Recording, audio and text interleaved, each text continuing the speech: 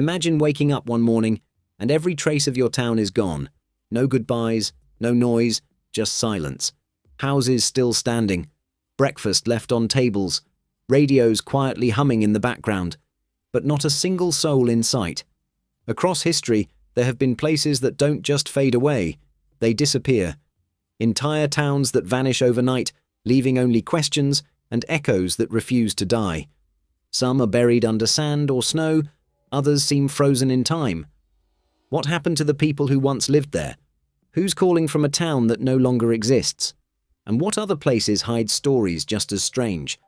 Tonight we journey into the forgotten, to uncover the towns that disappeared, but never truly died. Tremont, Nevada, the town that rings. Deep in the desert of Nevada once stood a small mining town named Tremont. It wasn't much, a few dusty streets, a handful of homes, a diner, a gas station, and a single church. In 1954, about 241 people lived there. Most were miners, their families, and a few travelers who never left. It was the kind of town where everyone knew each other by name. But everything changed on July 2nd, 1954. That morning, a delivery truck from Reno pulled into Tremont. The driver found the town eerily silent. Not a single person in sight.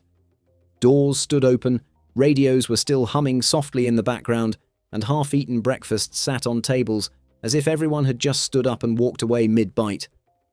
There were no signs of panic, no footprints leading out of town, no luggage missing, not even a stray pet. It was as if 241 people had simply vanished into thin air. Authorities were called in. They searched for weeks, mines, wells, desert trails, but found nothing. No bodies, no clues. Tremont was quietly abandoned, sealed off as another unsolved mystery in the American desert. But that's when the story took a darker turn. Even though no one lived there anymore, the phone lines in Tremont kept working. At first it seemed like a technical glitch, stray signals, maybe interference from nearby towns. But the lines didn't just hum, they rang. Calls came in and out, though no one was on the other end. Technicians checking the switchboard heard bursts of static, sometimes faint whispers they couldn't make out. Then, decades later, in 1997, something happened that chilled everyone who heard it. A recording was made of one of those mysterious calls. On the tape, amid the crackle of static, came the voice of a young person, a child, maybe a teenager, saying just 5 words, "It's not done yet." Then, silence. Investigators traced the call back through the network, expecting to find some prank or an error in the system. But what they found made no sense at all. The signal came from a payphone in the center of Tremont. Only one problem. That payphone had been removed in 1961. By the time technicians went to check, there were no phone lines left, no electricity, no way any signal could have come from there. And yet, the logs didn't lie. Even more disturbing, the phone company's switchboard, which still logs every call attempt to that old exchange, has kept registering activity. As of this year, there have been over 17,800 unanswered calls, all from numbers that no longer exist. No one knows who's calling or what they want. The FBI's archived report lists Tremont's disappearance under a strange label: unresolved temporal disruption. They never explained what that meant, but locals in nearby towns have their own name for it. They call Tremont the town that rings. And sometimes, when the desert wind is still and the night is quiet, travelers say you can still hear it, a faint telephone ringing in the distance, echoing across the empty streets of a town that shouldn't exist anymore. Centralia, Pennsylvania, the town that burns forever. There's a place in Pennsylvania where the earth itself seems alive, breathing smoke, hissing steam, and glowing faintly from beneath the ground. This is Centralia, the town that has been burning for more than 60 years. It all began in 1962, when a fire started in an old coal mine beneath the town. No one thought much of it at first. Small underground fires weren't uncommon. But this one never stopped. The flames spread deeper and wider, igniting the massive coal seams that lay hidden under Centralia. At first, the danger was invisible, just a bit of heat in the soil, a faint smell of smoke. But soon, the streets began to crack open, releasing toxic fumes. Holes appeared in people's yards, sometimes large enough to swallow cars or houses. Entire sections of the town collapsed into burning voids below.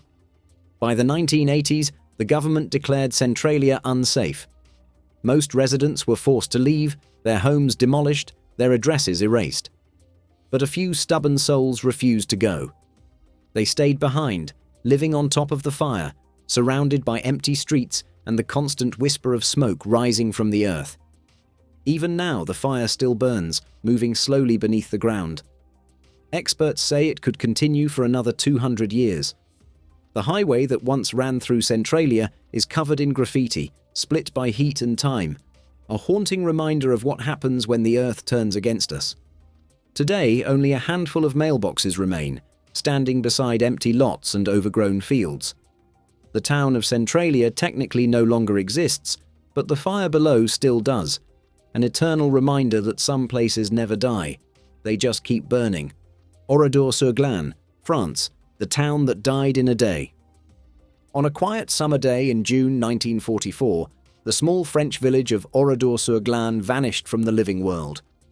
What happened there remains one of the darkest moments of World War II, a horror frozen in time. German soldiers entered the town without warning. Within hours, they had gathered every man, woman, and child into the village square.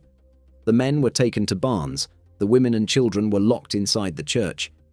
Then came the fire. The barns were burned. The church was set ablaze. When it was over, 642 villagers were dead, the entire population wiped out in a single afternoon. But what makes Oradour-sur-Glane haunting isn't just the massacre, it's what happened afterward. The French government decided never to rebuild. Instead, they left the town exactly as it was that day. Charred cars, melted clocks, rusting bicycles, and the hollow shells of homes standing in silence. Walking through it now feels like stepping into a photograph that refuses to fade. Dust coats everything, yet time seems untouched. The streets are empty, but every corner whispers of the people who once laughed, worked, and lived there. Oradour-sur-Glane is more than a ruin. It's a ghost preserved by history itself. A town where time stopped on June 10, 1944, and never started again. Helltown, Ohio, the town the map forgot. In the forests of northern Ohio lies a place most maps once showed, and now quietly omit. It was called Boston Township, but to locals and urban explorers, it became known by a darker name, Helltown. On the surface, its story sounds ordinary. In the 1970s, the US government ordered a sudden evacuation of the area, claiming it was needed for a new national park. Families were given little time to pack. Homes were boarded up, roads were sealed, and no trespassing signs appeared everywhere. But the park was never built. The land just sat there, empty, quiet, forbidden. And that's when the stories began. People who wandered into Helltown after dark spoke of strange government trucks patrolling the roads, sealed tunnels hidden in the woods, and road signs that moved overnight, leading travelers in circles. Some told of mutant creatures, supposedly born from secret chemical dumps. Others swore they saw ghostly lights flickering between the trees and screams echoing from the abandoned church on the hill. Even stranger, maps began to erase the town entirely. GPS systems couldn't find it, and old documents seemed to blur its location. It was as if someone, or something, wanted the world to forget it ever existed. Today, Helltown is officially just another piece of forest land inside the Cuyahoga Valley National Park. But for those who know the stories, it's a place where the line between fact and legend fades completely. Some towns disappear from the earth. Helltown, they say, was erased from reality. Larrimah, Australia, the town of 11. In the middle of Australia's vast northern territory, far from cities or even proper roads, lies a town so small it barely exists on a map. Larrimah, population 11. It's the kind of place where everyone knows everyone, where gossip travels faster than the wind, and where strangers almost never pass through. Its only real landmark is the Pink Panther pub, a quirky roadside bar painted in bright pink, with a giant plastic panther out front and a pet crocodile in the back. Among the locals was Paddy Moriarty, a 70-year-old man known for his big laugh, his love of beer, and his constant companion, a red Kelpie dog named Kelly. On the night of December 16, 2017, Paddy left the pub around 6 p.m. after having a few drinks with friends. It was a normal evening in every way. He got on his quad bike, called for his dog, and drove the short distance home. But he and Kelly were never seen again. When police arrived at his small house days later, they found something strange. Paddy's wallet and keys were still inside. His cowboy hat sat on the cooler by the door. A barbecue chicken was still in the microwave, as if he had just popped it in and planned to eat soon. Even Kelly's food bowl was filled, untouched. There were no signs of a struggle, no footprints, no blood, nothing disturbed. Paddy and his dog had simply vanished into the outback air. Because the town had only 11 residents, suspicion fell on everyone. Old grudges and bitter rivalries started surfacing. Neighbours accused neighbours. Some said Paddy had enemies, others whispered that something darker had happened, that he might have been killed and buried somewhere out in the desert. But despite exhaustive searches by police, helicopters and volunteers, not a single trace of him or his dog was ever found. Years later, a coroner declared that Paddy was likely the victim of homicide, though no one was ever charged. The government even offered a $250,000 reward for information, but the silence from Larrimah remained unbroken. It's as if the town had collectively decided to bury its secrets. Today, Larrimah still stands, a lonely dot in the middle of nowhere. A few stubborn residents still live there, surrounded by empty homes and rusting vehicles, watched over by the ever-fading Pink Panther pub. Paddy's disappearance remains one of Australia's strangest modern mysteries, a ghost story that doesn't belong to the past, but to our own time. A man and his dog, gone without a trace, in a town so small there was nowhere to hide. Larrimah, Norway, the town where you can't die. Deep in the Arctic Circle lies Larrimah, one of the northernmost towns on Earth.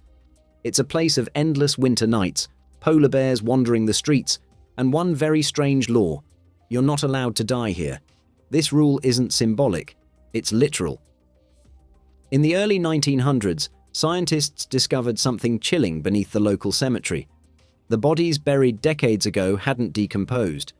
The permafrost, permanently frozen ground, had preserved them so well that traces of the 1918 Spanish flu virus were still active. Authorities feared that if more people were buried, ancient pathogens could thaw and return. So the town banned death. If you're terminally ill, you're flown to mainland Norway.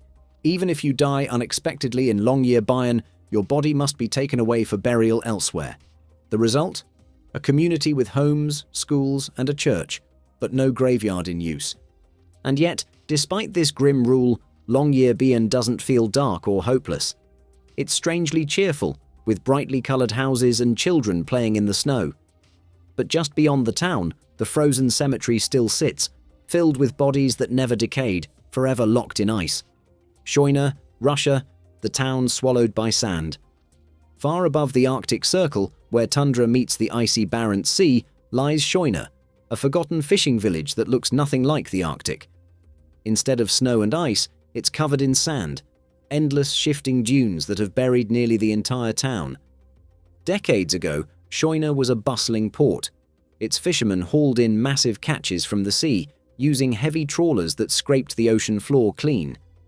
But in their greed, they destroyed the seabed, and with it, the fragile balance that kept the shoreline intact.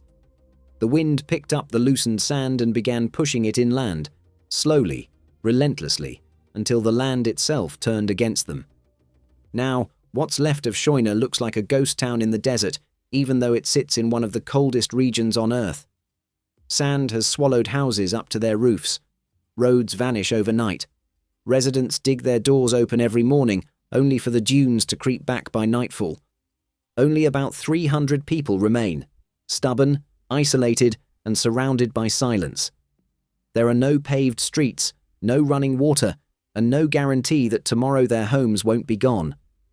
From above, Schoine looks impossible. A golden desert in the middle of the Arctic tundra, a place where nature quietly reclaims everything. Some say the wind carries whispers when it blows across the dunes, the voices of those who refuse to leave. That's all for today. If these mysteries gave you chills, make sure to like, share, and subscribe. because the world is full of places just like these, and we're only scratching the surface.